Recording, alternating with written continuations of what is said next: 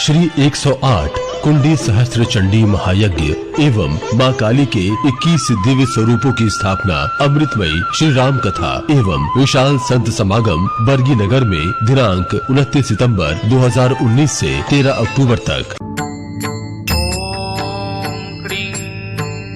कालिकायै नमः। अब राम जी को मना कैसे करें कि हम दे नहीं सकते? क्या मना कर सकते हैं कि राम जी को हम दे नहीं सकते? मना कैसे करें? अगर मना करते हैं दशरथ जी तो विश्वामित्र जी के कोप भाजन बनते हैं और क्रोध आ जाए तो वशिष्ठ जी के 100 पुत्र क्रोध में भस्म कर दिए थे।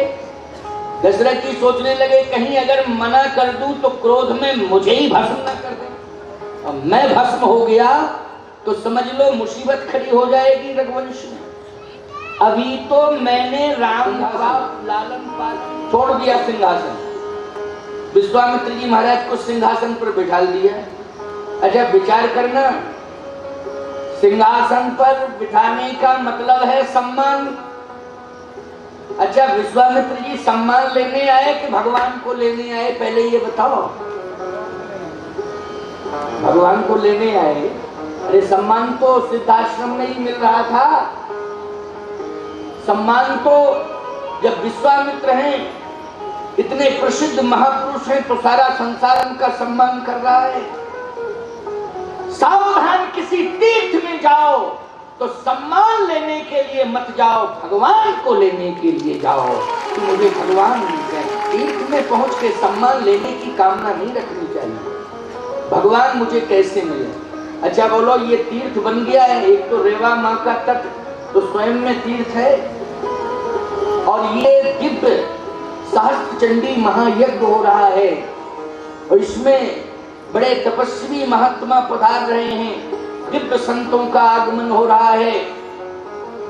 अब बताइए, तीर्थ की शोभा संतों से है कि नहीं?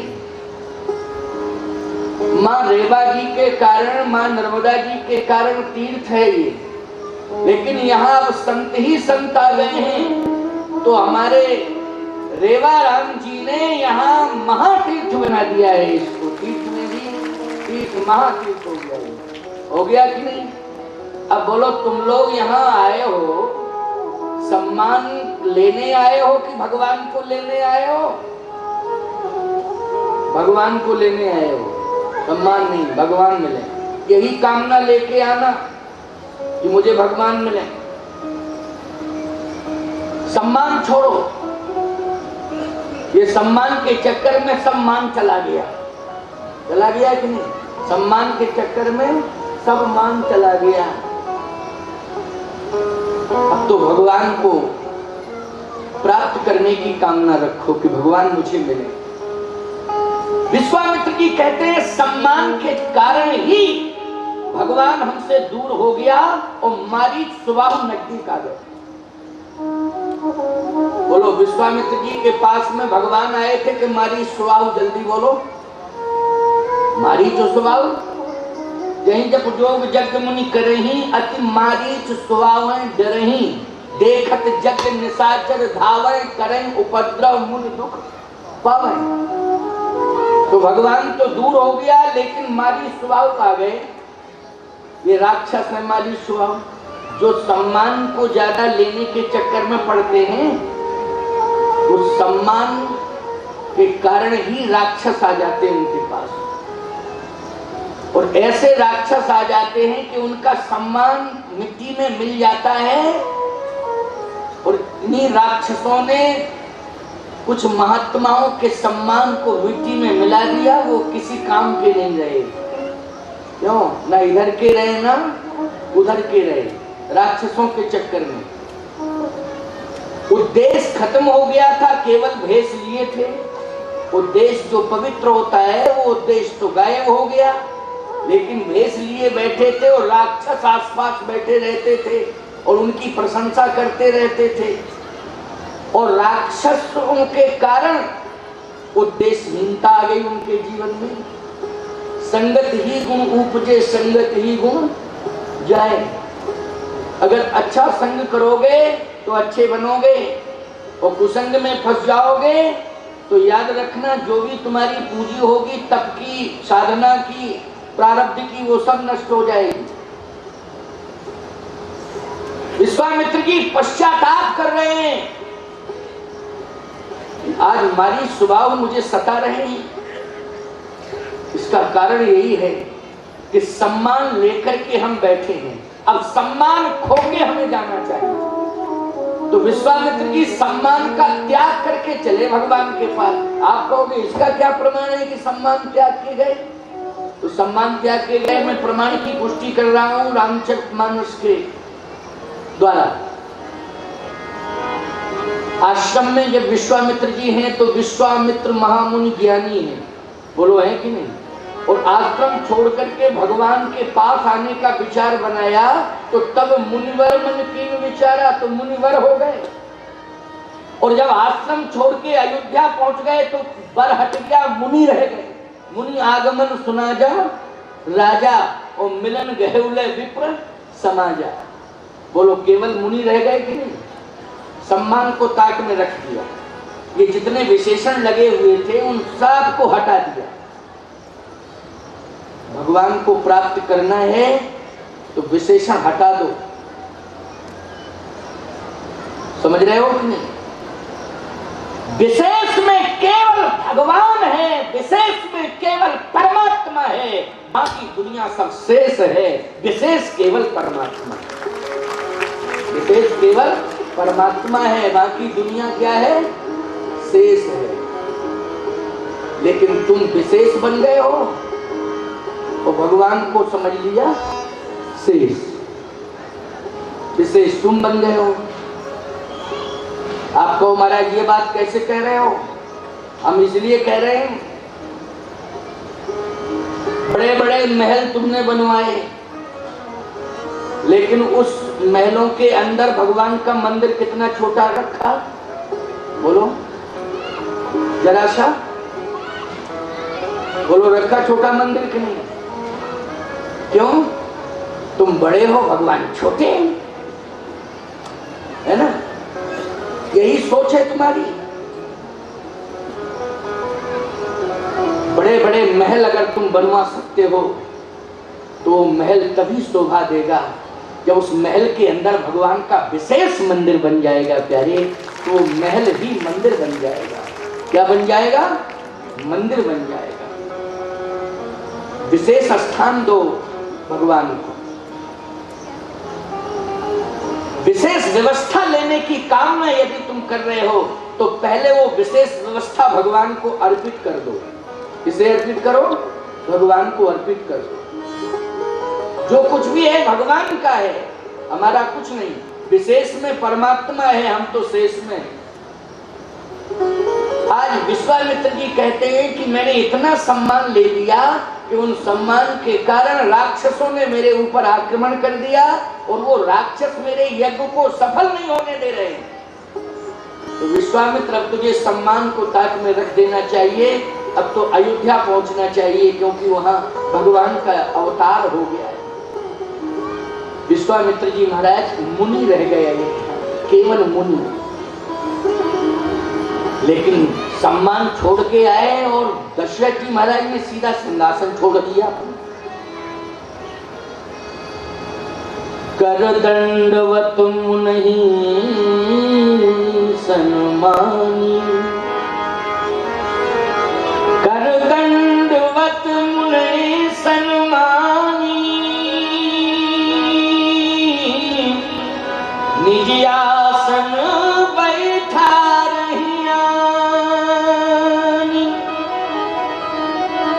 निज आसन बैठा रहे आनी। निज आसन माने सिंहासन छोड़ दिया, महाराज बैठो। अच्छा, वशिष्ठ जी महाराज जब आते थे दशरथ जी के दरबार में तो वशिष्ठ जी के लिए भी सिंहासन छोड़ा जाता था क्या? नहीं छोड़ा जाता था, कहीं प्रमाण ही नहीं है। वशिष्ठ जी महाराज के लिए विशेष आसन दिया जाता था, सिंहासन के समीप में ही एक विशेष आसन होता था। तो विशेष आसन पर श्री वशिष्ठ जी महाराज को बिठाया जाता था। लेकिन विश्वामित्र जी आए तो दशरथ जी ने सिंहासन ही छोड़ दिया, निज आसन बैठा रहे। हमें एक और बढ़िया बात आपको बता दें, वशिष्ठ जी का जो व्यक्तित्व है और विश्वामित्र जी का व्यक्तित्व, दोनों का तराजू पर रखो और फिर तौलो तो पल्ला किसका भारी होगा? वशिष्ठ जी महाराज के व्यक्तित्व का पल्ला भारी होगा। होगा कि नहीं होगा? वशिष्ठ जी जैसा महान संत कौन हो सकता है? लेकिन वशिष्ठ जी जब आते हैं राजमहल में तो विशेष आसन दिया जाता है, लेकिन विश्वामित्र जब आते हैं तो सिंहासन दिया जाता है। ऐसा क्यों? सम्मान एक जैसा होना चाहिए कि नहीं होना चाहिए? या फिर विशेष व्यक्तित्व हो विश्वामित्र जी में वशिष्ठ से भी ज्यादा महत्वपूर्ण व्यक्तित्व हो तो एक अलग बात हो गई, लेकिन महत्वपूर्ण व्यक्तित्व तो वशिष्ठ जी का है, लेकिन सिंहासन किसे मिला? विश्वामित्र जी को। इसमें कारण क्या है? देखो, वशिष्ठ जी महाराज के प्रति दशरथ जी का भाव है और विश्वामित्र के प्रति भय है। क्या है? भय।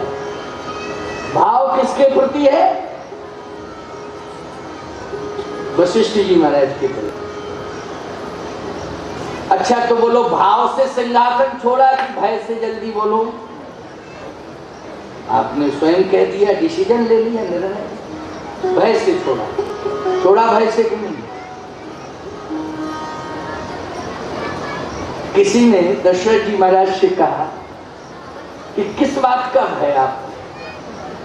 विश्वामित्र जी से किस बात का भय?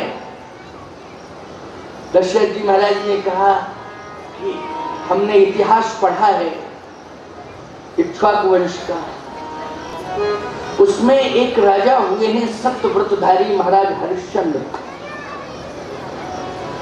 तो सत्यवादी हरिश्चंद्र जी महाराज के समय में विश्वामित्र जी आए थे तो हरिश्चंद्र जी को सिंहासन भी छोड़ना पड़ा था और पत्नी और पुत्र के समेत काशी के बाजार में भी बिकना पड़ा था। ये वो विश्वामित्र जी। तो किसी ने कहा कि विश्वामित्र जी महाराज हरिश्चंद्र के बाद और राजाओं के समय में आए कि आपके ही समय आए? कहा हमारे समय में अभी आए हैं। बोले कब आए हैं? कहा जब रामचंद्र आ गए तब आए, क्योंकि पहले हरिश्चंद्र आए थे तब विश्वामित्र जी आए थे, अब रामचंद्र आ गए तब विश्वामित्र जी आ गए। ये चंद्र वाला शब्द हमारे खानदान को सूट नहीं करता, क्योंकि जब जब चंद्र लगा तब तक विश्वामित्र आए। जब जब चंद्र लगा, हरिश्चंद्र के नाम में चंद्र तब विश्वामित्र जी आए, रामचंद्र के नाम में चंद्र तब विश्वामित्र जी आए। तो ये चंद्र शब्द खानदान को सूट नहीं करता है। जब जब चंद्र लगा तब तक विश्वामित्र जी आए। तो मैंने ये सोचा कि विश्वामित्र जी आएंगे, सिंहासन छोड़ना पड़ेगा, इसके बाद किसी बाजार में बिकना पड़ेगा, तो इससे अच्छा है पहले ही सिंहासन छोड़ दो, बेचाबाची का झंझट खत्म, इससे तो बचे। इसलिए पहले ही महाराज दशरथ ने निज आसन बैठा रहे आनी सिंहासन पर बिठा दिया। अच्छा, विश्वामित्र जी सम्मान लेने नहीं आए थे, ये सब, क्योंकि पहले जब विश्वामित्र जी आए थे तब विश्वामित्र जी की विचारधारा कुछ और थी, और अब विश्वामित्र जी आए हैं तो विचारधारा कुछ और है। समझ गए हो ना? पहले के दृष्टिकोण में और आज के दृष्टिकोण में बहुत अंतर है, बहुत अंतर है। विश्वामित्र जी महाराज आज भगवान को लेने आए हैं। याद रखना, जो भगवान की प्राप्ति के लिए चल पड़ता है, भगवत प्राप्ति के लिए जो चल पड़ता है, भगवान को पाने के लिए जो चल पड़ता है, मैं दावे के साथ कह रहा हूं, वो व्यक्ति किसी का अपमान कर ही नहीं सकता है। वो मान अपमान दोनों से ही परे हो जाता है। वो मान अपमान दोनों से परे होता है। विश्वामित्र जी महाराज आज मान लेने नहीं आए हैं। कोई अपमान भी कर दे तो अपमान पर भी किसी भी प्रकार की कोई प्रतिक्रिया नहीं कर पाएंगे और न कर सकते, क्योंकि मान अपमान से परे। परंतु सिंहासन पर क्यों बैठ गए? एक बात बताएं आपको, परमहंस वृत्ति में है, कहां बैठाल रहा है कोई बैठाल दो। जैसे अभी जड़ भरत की कथा मलुक पीठाधीश्वर जी से सुन रहे थे आप लोग, जड़ भरत की कथा। उनको ये भान ही नहीं है कि हमारे साथ क्या व्यवहार किया जा रहा है, उनको ये भान ही नहीं है। विश्वामित्र जी को ये भान ही नहीं है कि मुझे कहां बिठाला जा रहा है। केवल उन्हें अयोध्या में दिखाई दे रहा है तो सिंहासन नहीं, अयोध्या में दिखाई दे रहा है तो केवल भगवान दिखाई दे रहा है। प्यारे, भगवान के अलावा मुझे और कुछ भी दिखाई नहीं। विश्वामित्र जी को कुछ भी दिखाई नहीं दे रहा है। विश्वामित्र जी स्वयं कहते हैं मुझे कुछ भी दिखाई नहीं दे रहा है, केवल भगवान दिखाई दे रहा है। और दशरथ जी महाराज ने संपत्ति का पूरा संपत्ति का खजाना खोल दिया, जिसमें संपत्ति भरी पड़ी थी। वो संपत्ति पूरी की पूरी समर्पित करने के लिए तैयार है। खजाना खुल गया। अयोध्या की संपत्ति साधारण संपत्ति नहीं है।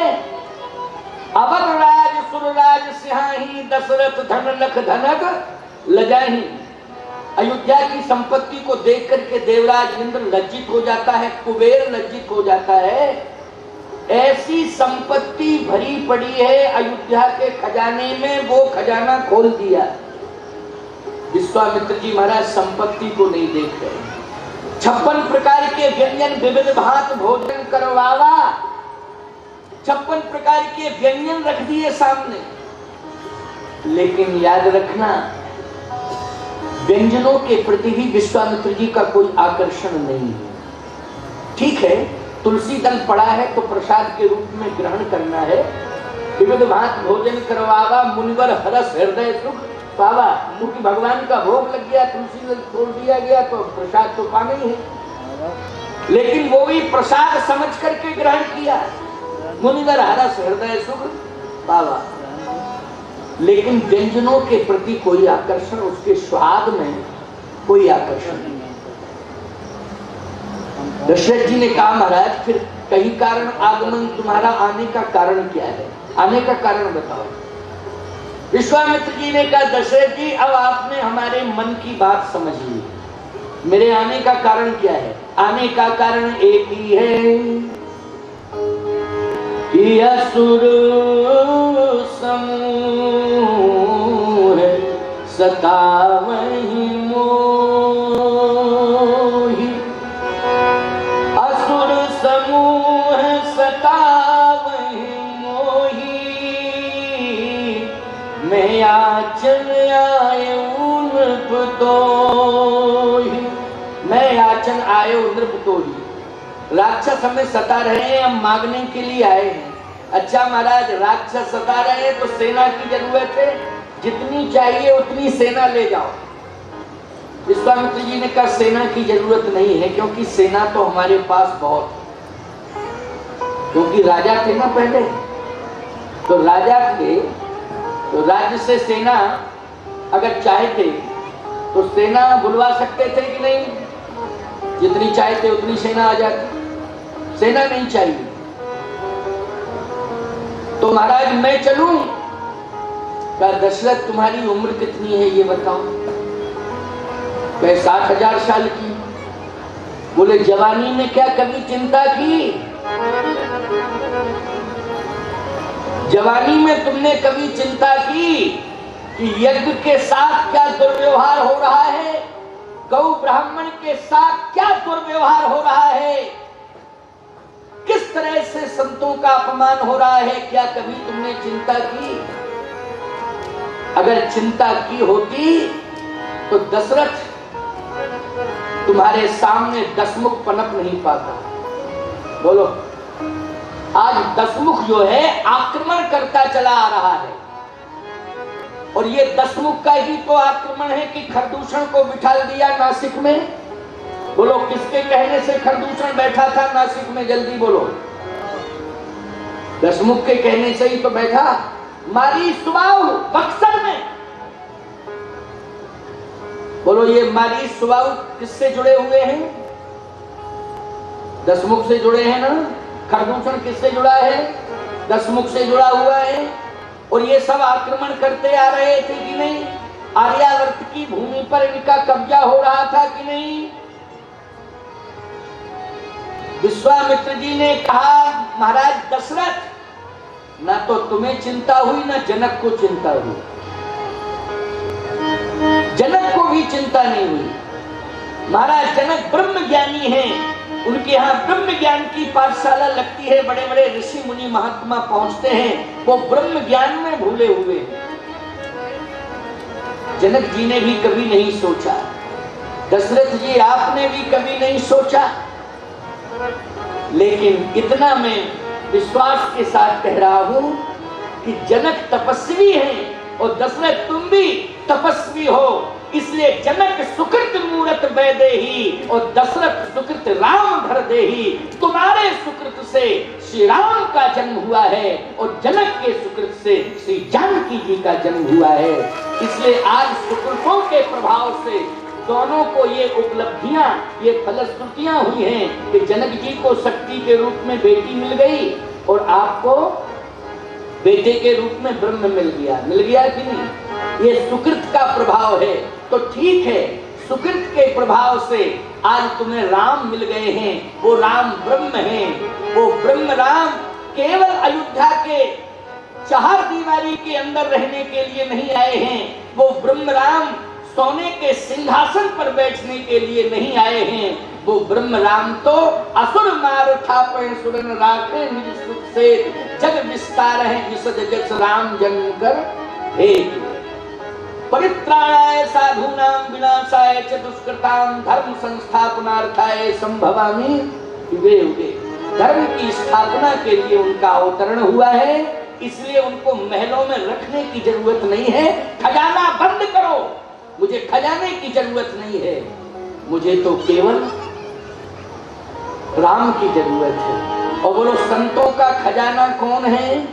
मीरा जी कह रही थी पायो जी मैंने राम रतन पायो, पायो जी मैंने राम रतन पायो, पायो जी मैंने राम रतन धन पायो, पायो जी मैंने राम रतन धन पायो।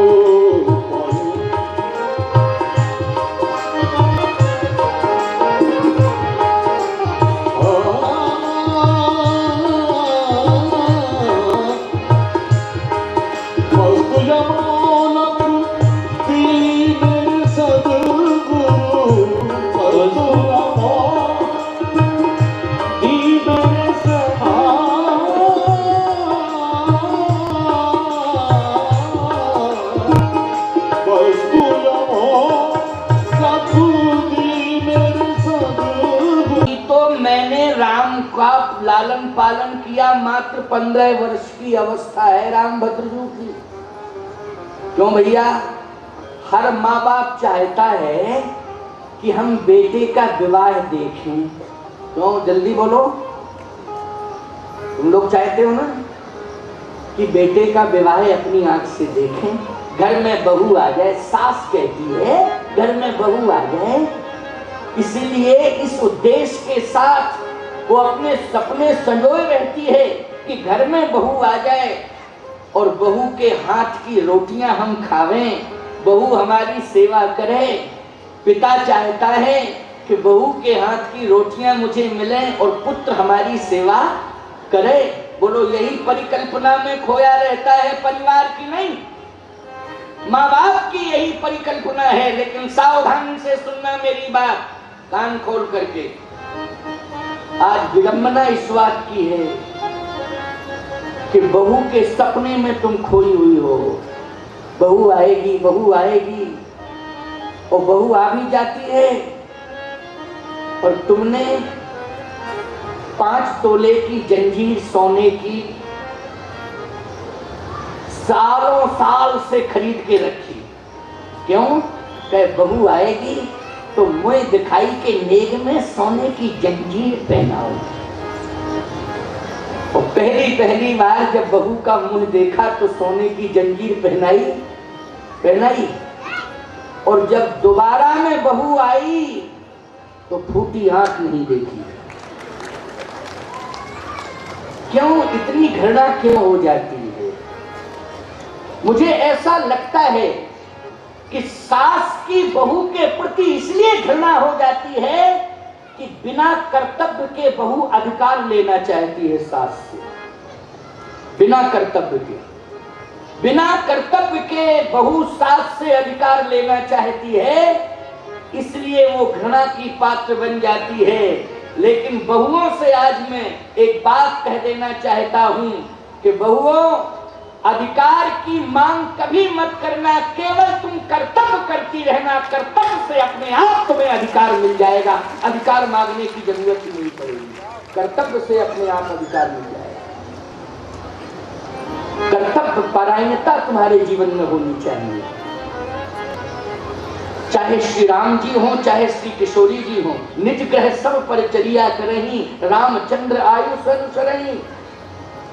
बोलो, ग्रह परिचर्या अपने हाथों से संभालती है कि नहीं सीता जी? और याद रखना, सीता जैसी बहू के लिए कौशल्या रोती है 14 वर्ष तक। दशरथ जी ने तो ये कहा कि राम भले ही बन चला जाए, लेकिन अगर किशोरी लौट करके आ जाएंगे तो प्राणों का अवलंब मिल जाएगा मुझे। महाराज दशरथ ने कहा था। ससुर भी रो रहा है बहू के लिए, सास भी रो रही है बहू के लिए। बोलो, ऐसी बहू होना चाहिए कि नहीं? सीता जैसी बहू होनी चाहिए। सीता जैसी बहू कब आएगी, इस पर भी हमारा चिंतन सुन लो।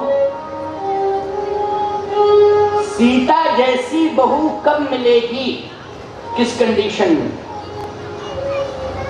जिस दिन तुम लोग ये प्रतिज्ञा कर लो कि हमें बेटे का विवाह तो करना है, लेकिन बेटे के विवाह में हमें संपत्ति, दहेज के रूप में संपत्ति नहीं चाहिए, बल्कि दहेज के रूप में हमें सुंदर संस्कार चाहिए। बहू आवे संस्कार लेकर के, दहेज लेके ना आए, संस्कार लेके आए। अब बोलो, संस्कारी बहू को अगर प्राप्त करना है तो लेने देने वाली परंपरा को समाप्त करना पड़ेगा कि नहीं? ये जो डिमांड करते हो ना, डिमांड बहुत लंबी डिमांड होती है। ये दहेज, ये भी एक राक्षस है, बहुत बड़ा शत्रु है। ये दहेज के कारण आज हमारे परिवार का संतुलन बिगड़ा हुआ है, क्योंकि दहेज रूपी राक्षस ने संतुलन बिगाड़ दिया है। दहेज हमारे जीवन में बहुत बड़ा शत्रु है। इस राक्षस का हमें विरोध करना चाहिए।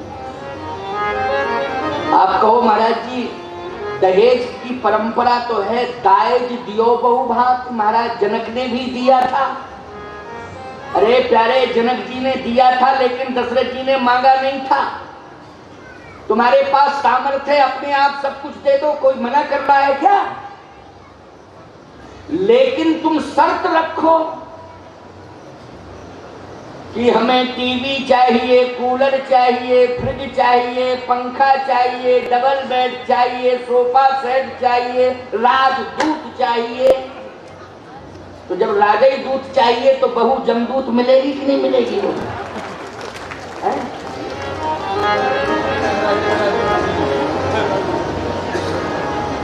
इसलिए मांग नहीं करनी चाहिए। बेटी के बाप के पास है तो दे, मन से खूब दे दे, कोई दिक्कत नहीं, स्वेच्छा से वो दे सकता है, इसमें कोई अपराध नहीं है। लेकिन विवश करके, मजबूर करके मांगा जाए, ये शाप है प्यारे, ये बहुत बड़ा अपराध है, ये बहुत बड़ा पाप है। इसलिए इससे बचना चाहिए, बचने की जरूरत है। आज संस्कारी बहू अगर अयोध्या में आ रही है, तो किसके कारण आ रही है? महाराज श्री दशरथ के त्याग के कारण। और यही परिकल्पना में खोए हुए हैं कि बहू आ जाए घर में। कौशल्या जी भी सोच रही हैं संस्कारी बहू आ जाए, लेकिन बाबा जी अगर ले गए राम जी को तो या तो राम को बाबा बना देंगे क्यों भाई, या विश्वामित्र जी का जो स्वभाव है उस स्वभाव के अनुसार कोई डिसीजन राम के साथ लेंगे स्वभाव के कारण। दशरथ जी महाराज देखो, गोस्वामी जी कह रहे हैं हम अपने मन से कोई काल्पनिक बातें नहीं करते हैं, हमारी बातें थोड़ी देर के लिए लगती होगी अटपटी, लेकिन मैं प्रमाणित कर रहा हूं। दशरथ जी महाराज ने जब विश्वामित्र जी की बात सुनी कि मुझे राम दे दो, तो गोस्वामी जी को लिखना पड़ा, सुन राजा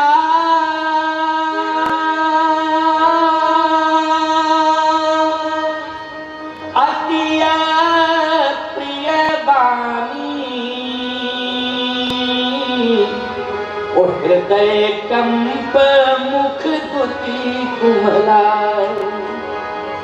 क्यों भाई, प्रमाण मिल गया कि नहीं मिल गया? सुन राजा अति अप्रिय वाणी हृदय कंप मुख दुति कुमलानी। दुति कुमलानी, चेहरा सूख गया, कांपने लगे।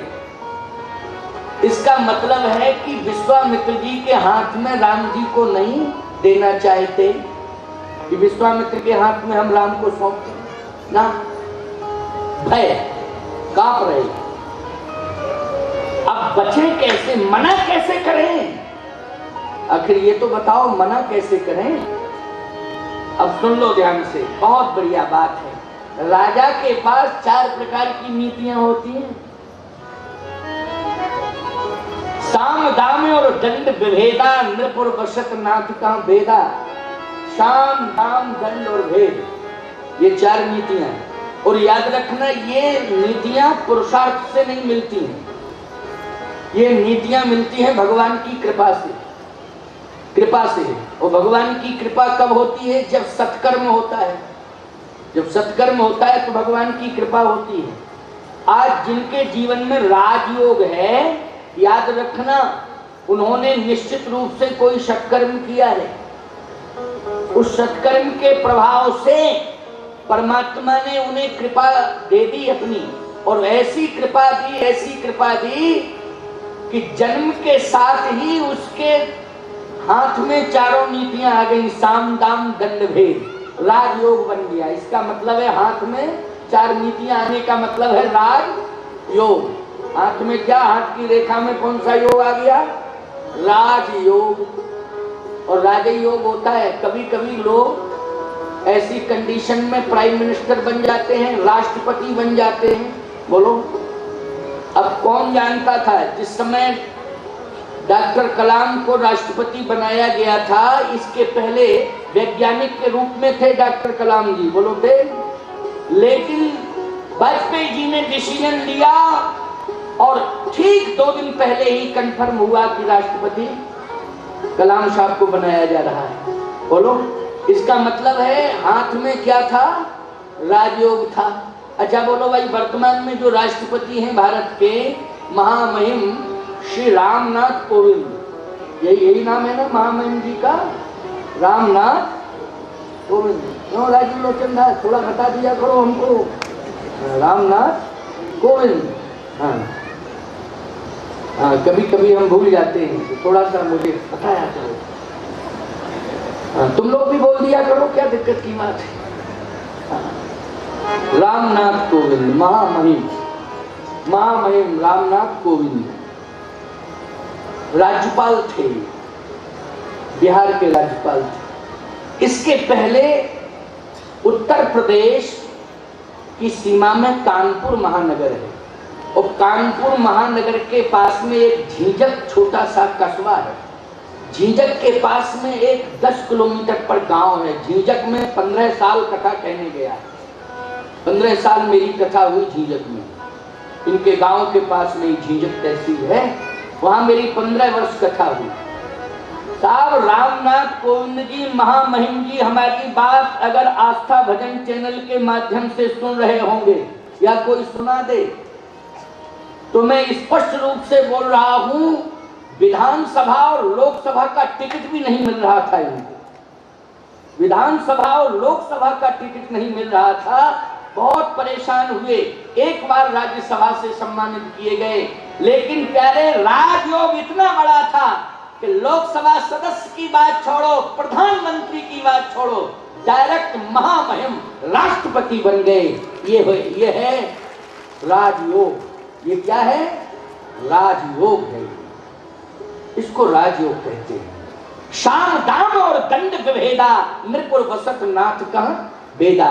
इसका मतलब है ये परमात्मा कृपा करके ही राजयोग बनाता है। लेकिन राज सत्ता प्राप्त करने के बाद, प्रभाव में आने के बाद कभी अपने प्रभाव का दुरुपयोग नहीं करना चाहिए, उसका सदुपयोग करना चाहिए। आज यही तो विडंबना है कि लोग जब प्रभाव में आ जाते हैं तो अपने प्रभाव का दुरुपयोग करने लगते हैं। नहीं करना चाहिए।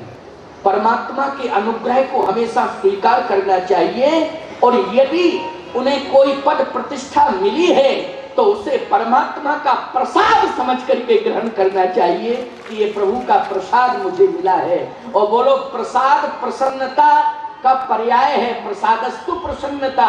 इसका मतलब है कि हमें अगर कोई प्रभाव प्रसाद के रूप में प्राप्त हुआ है तो हमें वो समाज की प्रसन्नता में वितरण करना चाहिए, जिससे समाज प्रसन्न रहे। सब पर मोर बराबर दाया, किसी भी प्रकार का भेद और मतभेद नहीं होना चाहिए। ये सामाजिक चिंतन है और ये सबके लिए ग्राही है, हर प्राणी के लिए ग्राही है। चाहे भ्रातृ बंधु बैठे हों, चाहे मातृ शक्तियां बैठी हों, सबके लिए ये ग्राही है। ये उपदेशात्मक दृष्टिकोण बनाने के लिए इन सारी चर्चाओं को श्रवण करना परम आवश्यक है। आज दशरथ जी महाराज घबरा गए, कांपने लगे। विश्वामित्र जी ने कहा, दशरथ, मैंने राम को मांगा तो तुम कांप रहे हो। इसका मतलब है राम को तुम देना नहीं चाहते हो, और यदि राम को देना नहीं चाहते हो तो मना तो कर सकते हो, मैं वापस चला जाऊं, इसलिए मना करो।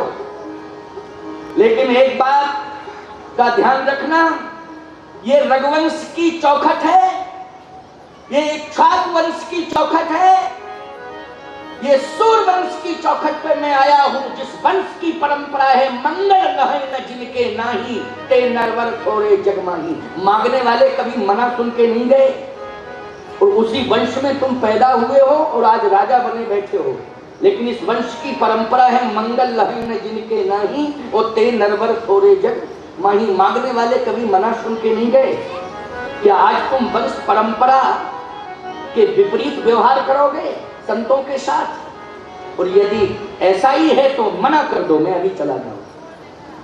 अब मना कर नहीं सकते और राम को दे सकते नहीं। अब दशरथ जी ने वाह, साम दाम और दंड विभेदा, नृपुर वसत नाथ कह वेदा। साम दाम दंड वेद, ये चार नीतियां। तो दशरथ जी ने मन ही मन में सोचा कि जब मेरे पास चार नीतियां हैं तो इन नीतियों का इस समय प्रयोग करें और सफलता मिल जाए। तो याद रखना, संतों के ऊपर दो ही नीतियों का प्रयोग किया जा सकता है रघुवंश में, शाम नीति का और दाम नीति का। क्यों भाई? शाम नीति का अर्थ है सम्मान करना, संतों का सम्मान करना, ये शाम नीति है। आए हुए व्यक्ति का सम्मान करना, ये किस नीति के अंतर्गत है? शाम नीति के अंतर्गत। आप कहोगे महाराज ये तो राजाओं के लिए विधान बनाया गया, हम लोग राजा तो नहीं है। अरे उस समय राजा होते थे, आज तो घर घर में अपने अपने घर के सब राजा, सब अपने अपने घर के राजा हो। बोलो हो कि नहीं? उस समय एक ही राजा होता था, अब तो घर घर में राजा, सब अपने अपने घर के राजा हो। बोलो साम दाम दंड भेद, इन चार प्रकार की नीतियों से काम लिया करो, लेकिन इन नीतियों का दुरुपयोग मत किया करो, इन नीतियों का सदुपयोग किया करो, दुरुपयोग नहीं। आपके घर में यदि कोई आ जाए तो सम्मान करना सीखो, सम्मान करो। और संत पधार गए, ब्राह्मण पधार गए, आपके कोई आदर्श पधार गए तो याद रखना उनका विशेष सम्मान करो। समझ गए हो कि नहीं? दान नीति का सदुपयोग, दान धन अच्छे कार्यों में खर्च करो। बोलो ये सदुपयोग माना जाएगा दान नीति का कि नहीं? गौ सेवा में खर्च करो, यज्ञ की सेवा में खर्च करो। कोई रोगी धनहीन है और धन के अभाव में यदि रोग प्रभावी होता जा रहा है और आपके सहयोग करने से उसके प्राण अगर बच रहे हों, तो ऐसे रोगी की सेवा में भी धन लगा देना प्यारे, ये भी सदुपयोग होगा। बेटी किसी गरीब के घर में, झोपड़ी में रहने वाला गरीब, उसके घर में बेटी विवाह के लायक हो गई है, बेटी जवान हो गई है, विवाह के लायक है, धन के अभाव के कारण वो समय से बेटी का विवाह नहीं कर पा रहा है, उसके हाथ पीले नहीं कर पा रहा है, तो आज मैं इस धर्म मंच से आदेश देता हूं प्यारे, अगर तुम्हारे पास धन है तो उसका सदुपयोग कर लेना, गरीब बेटी के हाथ पीले करने में धन को लगा देना प्यारे, ये धन का, ये दान नीति का सदुपयोग माना जाएगा। आज गौओं की दुर्दशा हो रही है, सड़कों पे गौएं टहल रही हैं। आज तुम कहते हो घास महंगा हो गया, हमारे घर में जगह नहीं है, समस्या है। याद रखना, जगह तो बहुत है तुम्हारे घर में, अगर जगह नहीं होती तो फिर भैंस को कैसे पाल लेते हो? और जो लोग भैंस को नहीं पालते वो कुत्तों को कैसे पालते हैं? मैंने तो देखा है कि 50-50 हजार के कुत्ते पले हुए हैं, 50-50 हजार के कुत्ते लोगों ने खरीद करके अपने घरों में रखा है, और मालूम कहां सो रहे हैं? डल्लब के गद्दे पर सो रहे हैं वो, और बहुत बढ़िया लाइफ बॉय साबुन से नहा रहे हैं। और कुत्ते भी पूंछ ला के कहते हैं लाइफ बॉय है जहां तंदुरुस्ती है वहां। अब कुत्ते ही बोल रहे हैं ये, क्यों भाई? यही कंडीशन है कि नहीं? खबरदार, सावधान, गौ माता के प्रति थोड़ा सोच लो। हमारे मलुक पीठाधीश्वर जी ने तो बहुत सारी बातें बता दी, वो तो गौ व्याख्यान का एक बहुत बड़ा उनका विस्तार रहता है, और विशेषज्ञ हैं, स्पेशलिस्ट हैं, गौ भक्तमाल के स्पेशलिस्ट हैं। हम तो थोड़ी सी चर्चा ही करते हैं, लेकिन हाँ, धर्माचार्य होने के नाते हमारा दायित्व है कि हम जरूर आपको गौ भक्ति से जोड़ें। गाय की सेवा कर लो, श्वान के पलने से श्वान प्रवृत्ति हो रही है, बोलो हो रही है कि नहीं? श्वान के पलने से श्वान प्रवृत्ति हो रही है। जैसे एक उदाहरण भैंस का दिया गया था कि भैंस का ध्यान करते करते वो भैंस ही बन गया, भैंसा का आकार उसका हो गया, उसी प्रकार में वो हो गया। ऐसे ही श्वान की सेवा करते करते जैसे श्वान भौं भौं भौं भौं करता, वैसे ही तुम भी ध्याने ध्याने तद्रूपता कुत्ते का ध्यान करते करते भौं भौं भौं भौं करना सीख गए हो कि नहीं? खबरदार, कुत्ता एक जीव है, उसे दहरी के बाहर रखने का अधिकार है, लेकिन घर के अंदर उसे किसी सुंदर सेज पर लिटाने का कोई अधिकार नहीं है, सुलाने का कोई अधिकार नहीं है। कुत्ता दरवाजे के बाहर रहता है, उसे रोटी दी जाती है, वो वफादारी करता है, मकान की रखवाली करता है, लेकिन घर के अंदर अगर उसे प्रवेश दिया जाएगा तो अनुचित होगा। बोलो होगा कि नहीं?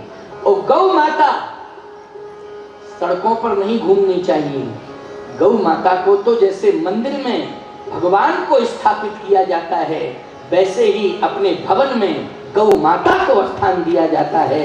आपका घर मंदिर बन जाएगा गौ माता की सेवा से, गौ माता के स्तवन से, गौ माता के पूजन से, गौ माता के रक्षण सुरक्षण से। आपके समग्र दोष नष्ट हो जाएंगे। जितनी यादियां व्याधियां होगी वो सारी यादियां व्याधियां नष्ट हो जाएंगी। और एक बात सुन लो, 33 करोड़ देवताओं का वास है गौ माता में। एक साथ अगर तुम 33 करोड़ देवताओं को प्रसन्न करने की कोशिश करोगे तो वो लोग क्या प्रसन्न हो सकते हैं? वो चाहे जितना विधि पूर्वक उनको प्रसन्न करो, प्रसन्न नहीं होंगे। सब नहीं होंगे, कोई ना कोई नाराज हो जाएगा कि नहीं? लेकिन संपूर्ण देवताओं का वास जब गाय के रोम रोम में है, तो हमने एक गौ माता को अगर प्रसन्न कर लिया तो संपूर्ण देवता अपने आप प्रसन्न हो जाएंगे, अलग से उन्हें प्रसन्न करने की कोई जरूरत नहीं। एक गौ माता की प्रसन्नता से सभी प्रसन्न हो जाएंगे, इसलिए गौ माता की सेवा करो। अब एक तीसरी समस्या और है आपके पास। क्या आप गौ महाराज कह रहे हो, लेकिन सही बात तो यह है कि हम लोग नहीं कर पाएंगे सेवा, न घर में रख पाएंगे। तो समीपस्थ कोई गौशाला हो तो अपने नाम पर गौशाला में एक गौ को रख सकते हो कि नहीं? साल भर का उसका जो खर्च है वो लोग दे सकते हो कि नहीं दे सकते हो? इतना तो कर ही सकते हो। घर में नहीं रख सकते हो, हाथ से सेवा नहीं कर सकते हो, तो अपने नाम पर एक गौ माता का संकल्प ले लो और उन गौ माता की सेवा पूरी तरह से, सेवा का भार तुम ले लो। और यदि भगवान ने तुम्हें संपत्ति दी है तो एक गौ नहीं, 10, 20, 25, 50 गौओं की सेवा का संकल्प एक व्यक्ति ले ले, तो याद रखना ये गौ की आज जो दुर्दशा हो रही है, गौ माताएं आज भटक रही हैं, इधर उधर घूम रही हैं, वो भटकाव रुक जाएगा। और गौ माता का जो सड़कों पर अपमान हो रहा है, कोई लाठी मारता है, कोई डंडे से खदेड़ता है, पता नहीं किस तरह का लोग प्रयोग करते हैं। ट्रक वाले इतनी बेरहमी के साथ चलाते हैं कि कुचलते हुए चले जाते हैं। सैकड़ों गौएं सड़क पर मृत प्राय मिलती हैं, देखने को बहुत कष्ट होता है। इसलिए गौ माता के लिए आपको सोचना होगा, आपको समझना होगा, उनकी सेवा का संकल्प लेना होगा। इसके लिए विश्व की सबसे बड़ी गौशाला पथमेड़ा में है। स्वामी श्री दत्त शरणानंद जी महाराज उसके संस्थापक हैं। उसका 25वां वर्ष रजत जयंती समारोह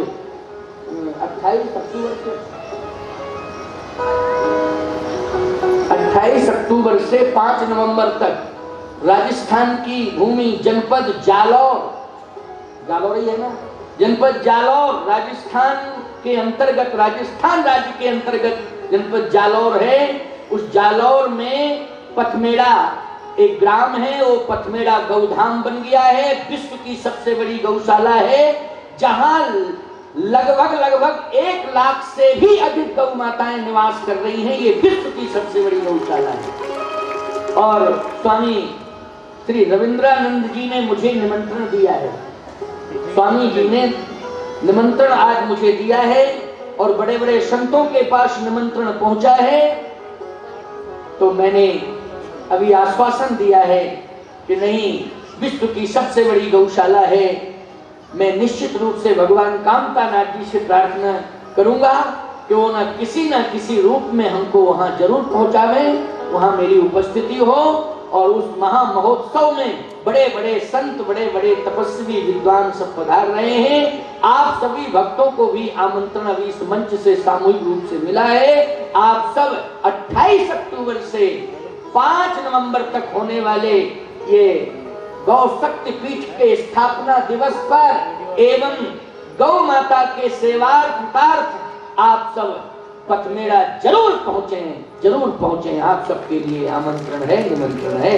तो आज मैं अयोध्या में थोड़ी सी चर्चा और दशरथ जी महाराज के बारे में कह दूं, और दशरथ जी का संकल्प क्या है, दशरथ जी महाराज किस तरह से मुक्त होते हैं, दशरथ जी महाराज किस तरह से विश्वामित्र जी के हाथ में राम को सौंपते हैं। ये 5 मिनट की बात है, अंतिम 5 मिनट।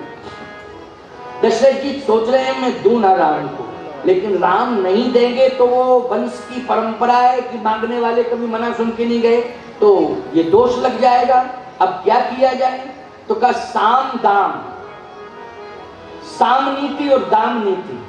तो सोचे साम नीति से भी प्रभावित नहीं हुए विश्वामित्र जी, दाम नीति से भी प्रभावित नहीं हुए, क्योंकि खजाना खोल दिया, उन्हें चाहिए नहीं। और साम नीति सम्मान बहुत किया, सिंहासन पर बिठा दिया, फिर भी प्रभावित नहीं है। तो अब एक काम करना चाहिए कि एक नीति बची है, भेद नीति। और भेद नीति से काम अगर चल जाए तो दशरथ राम अयोध्या से बाहर नहीं जाएंगे भेद नीति से अगर काम चल जाए।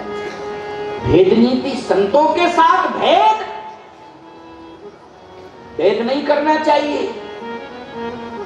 लेकिन यहां दशरथ जी महाराज ने विशेष परिस्थिति में भेद नीति का प्रयोग किया। अच्छा, दंड नीति का प्रयोग तो रघुवंश में संतों के ऊपर कभी किए नहीं जा सकता, चाहे जैसी विषम से विषम परिस्थिति आ जाए, दंड नीति का प्रयोग नहीं किया जा सकता है। लेकिन भेद नीति का भी नहीं करना चाहिए। लेकिन दशरथ जी महाराज ने भेद नीति का सहारा लिया। वो कैसे लिया?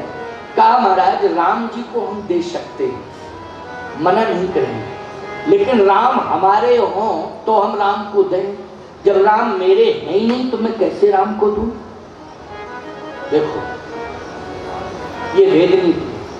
विश्वामित्र जी ने कहा राम तुम्हारे नहीं है दशरथ, किसके हैं फिर राम? उसका नाम बताओ, राम किसके हैं?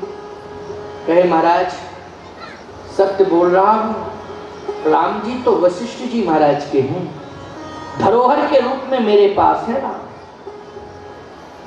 अच्छा एक बात बताओ, वशिष्ठ जी का नाम क्यों लिया? श्रृंगी ऋषि का नाम क्यों नहीं लिया? क्योंकि यज्ञ का आचार्य तो श्रृंगी ऋषि को बनाया गया था। श्रृंगी ऋषि वशिष्ठ बुलावा, पुत्र काम शुभ यज्ञ करावा। तो यज्ञ के आचार्य श्रृंगी ऋषि हैं और श्रृंगी ऋषि के आचार्यत्व में जब यज्ञ हुआ तो उस यज्ञ की परिणति फलश्रुति में राम जी प्रकट हो गए। तो श्रृंगी ऋषि का भी नाम लेना चाहिए था ना, लेकिन नाम वशिष्ठ जी का ही लिया। यही भेद नीति है। दशरथ जी ये जानते हैं कि विश्वामित्र और वशिष्ठ में मतभेद है, क्योंकि 100 पुत्र वशिष्ठ जी महाराज के विश्वामित्र जी ने क्रोधाग्नि से भस्मीभूत किए, और जब 100 पुत्र भस्म कर दिए हैं, अगर हम वशिष्ठ जी का नाम ले देंगे तो विश्वामित्र जी बिना ही कहे चुपचाप चले जाएंगे कि 100 पुत्र पहले ही भस्म किए बैठे। अब राम यदि वशिष्ठ जी के हैं तो कैसे मांगे, कौन सा मुंह लेकर के मांगे वशिष्ठ जी से राम को, जिसके 100 पुत्र हम पहले ही भस्म कर चुके हैं। अपने आप चुपचाप विश्वामित्र जी चले जाएंगे, दशरथ जी ऐसा सोच रहे हैं। लेकिन सावधान, विश्वामित्र जी महाराज इस बात को जानते हैं कि वशिष्ठ जी के मैंने 100 पुत्र जब भस्म किए थे, तो वशिष्ठ इतने महान संत हैं कि उन्होंने ना तो कोई प्रतिक्रिया की थी और ना प्रतिशोध को जन्म दिया था।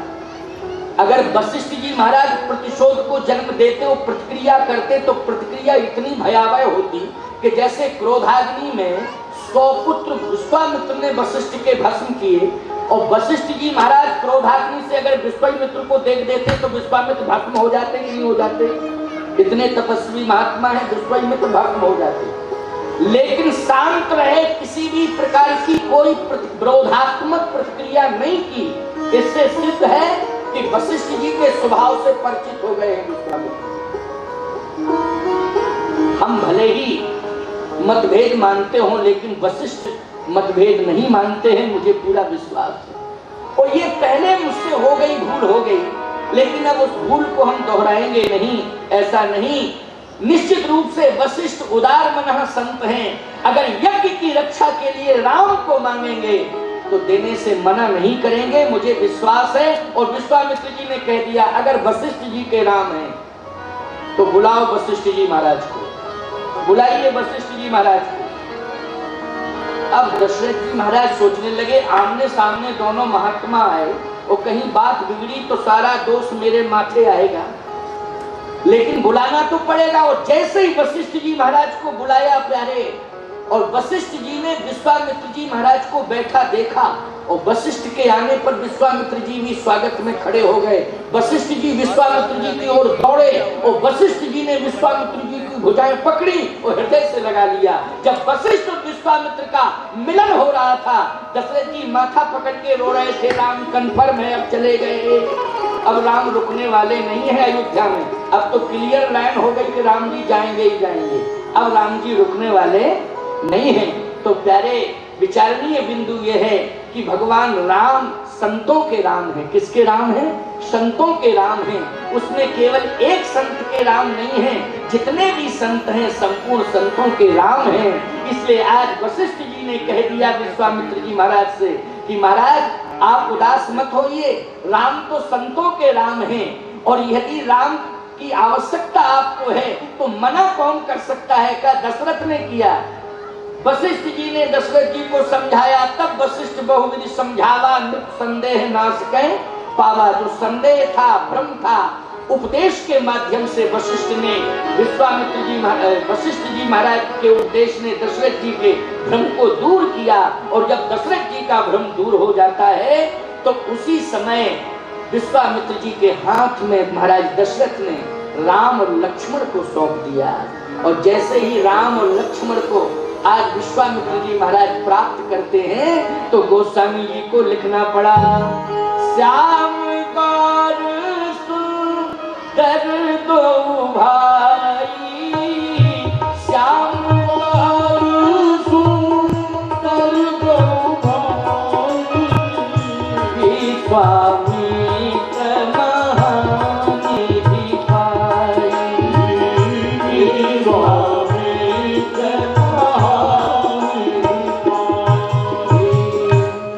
विश्वामित्र महानिधि पाई। आज विश्वामित्र जी को महानिधि मिल गई। जब महानिधि मिली तो सावधान, मैंने पहले ही कहा था कि संतों का धन कौन है? बोलो, राम है। संतों के धन कौन है? राम है। और आज विश्वामित्र जी को जब राम मिले तो क्या मिल गई? महानिधि। बोलो, निधि मानी धन, धन होता है ना, निधि मानी संपत्ति। आज संतों की संपत्ति राम है, इसलिए आज विश्वामित्र जी को राम मिल गए। जब राम मिल गए तो अब आगे क्या होगा इसकी से चर्चा हम कल करेंगे। आज इतना ही। 6:04 हो गए हैं। थोड़ी देर में आरती होगी, आरती लेकर के जाना।